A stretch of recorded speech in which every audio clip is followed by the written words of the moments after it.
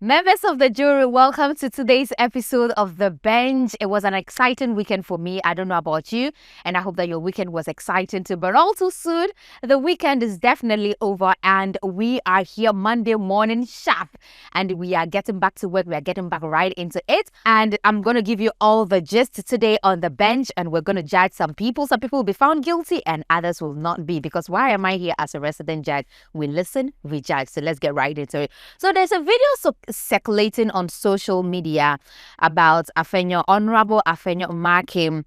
Of course, we know he is the minority leader in Parliament. He's part of the minority in Parliament. And Honorable Afenyo-Markin predicts that there is an internal conflict among the NDC people. And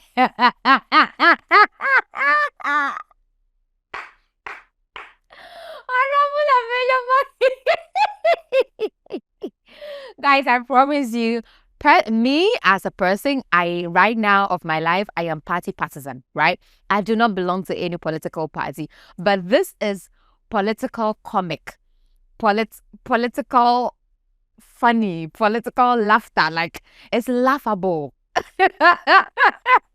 Political, what is all this?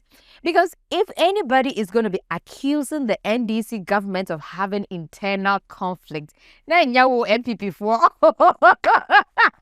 na enya more MPP for, because what you people had internal conflict, external conflict, beside conflict, at the back of conflict, conflict in front of conflict. Please, please. And I mean, come to think of it, it's not as if we are supporting them, right?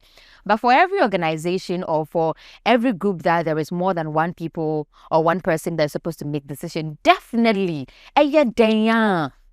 you cannot excuse these things. They're definitely going to have internal conflicts. They're definitely going to have it. The most important thing is not the internal conflict. The most important thing is, do they find a way to resolve it? Yes. In their resolution, does the country move forward? Yes. Honorable Afenyo-Markin, please come and tell us, what is the color of your problem? What is the color of your problem?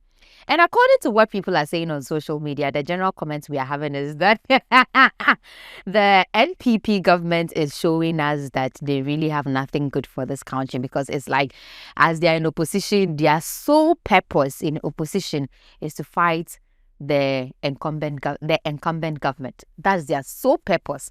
They are not even in opposition to contribute anything to the growth of the economy. And I mean, if people are in opposition and your people are still thinking this about you, something is definitely wrong somewhere. Anyway, so moving on from that, I didn't intend, let me tell you guys, I didn't intend to talk about Mona Gucci anymore. Because this lady she's had enough. At this point, I'm actually saying something for her. Like, she's had enough over the past couple of weeks or week. I think that her issue has trended for 2 solid weeks now. And all is so much negativity. Like, she's had enough. She's had enough. But she too, she has not seen that she hasn't. Auntie Mona, Mama Mona, Ma'am Mona Gucci, please, I think that for certain comments, especially if you want to tell someone like Kojo Sheldon that he's a nobody, social media. And don't even come and talk about it from a social media point of view. This whole country, we are here. People have been having flood. I'm just using this to say, whether he's a political party member or he's not. But people have been having floods in this country. They've never called anybody to say that, oh, I hear you had a flood. Are you okay? Ex-vice president called Kojo Sheldon when he had a flood in his house to ask of his well-being. If Kojo Sheldon is not an anybody at all in this world, ex-vice president called him when he had a flood. Have they ever called you? I'm sorry. I know don't come for me. I beg you. But then, on the social media space, on YouTube, for instance, even all the social media platforms.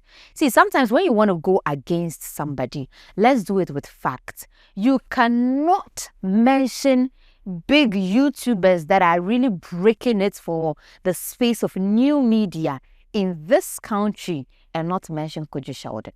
Like, other people leave this country, like they are mentioning people across Africa, and then Kojo Sheldon's name is part. And you want to sit down here and tell him that he's a nobody?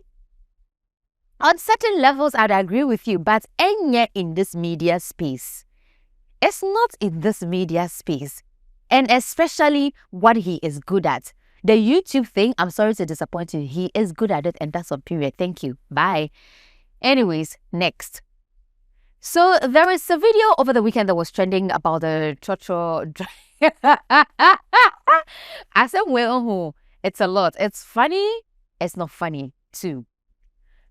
There's a video that this lady recorded that they entered a Trotro at Circle. I do not really know the final destination, but they were refusing to pay the old fares when government have told them point blank that fares have been reduced by 15%. So all drivers should reduce their lorry fare. These drivers said no, they're not going to do that. So they were asking the passengers to pay the old transportation fare, which means the 15% was not affected on it. And then the passengers said they were not going to pay. And from the look of things, it feels like all the passengers were one mouth. And even if not all of them, but majority of them were one mouth. And now, Papa driver is saying, "Semuntia dia, and ya mesa de munina air cost station no." And I lied to you guys there. Now, any other driver that is willing to pick you guys for the price of the new fare can do that. But me, Kojo Besia, Kojo Ntim. No, I will not do that. And then he took them back to the station and the video was trending. You know, for me, I am coming from a point of, I feel like that is lawlessness. I'm picking it up from a point where it's lawlessness. It's like the people do not respect the authority of the government. The people do not respect the authority of the makers of the rules. Because if the government is telling you that we have reduced the price of fuel that we've been crying about, and because we have reduced the price of fuel, also reduce the price of transportation, and you want to tell government that kokoti chinchinetran won't reduce it, there is lawlessness. There is a certain kind of disregard and disrespect for the lawmakers in this country, which is a very big problem. Like say, it will become a larger problem. It will become a larger problem. Okay, I rest my case. So in this case, pronouncing my judgment, Papa Driver, we are guilty. Monaguchi, we are guilty. Afenyo-Markin, we are guilty. Thank you guys so much. Of course, it's been wonderful, and here is all that is trending as of now, today and over the weekend. My name is Leader. This is Ameyaw Studio, and as always, thank you so much for joining us, and do take care of yourself. Remember that court is adjourned until we meet.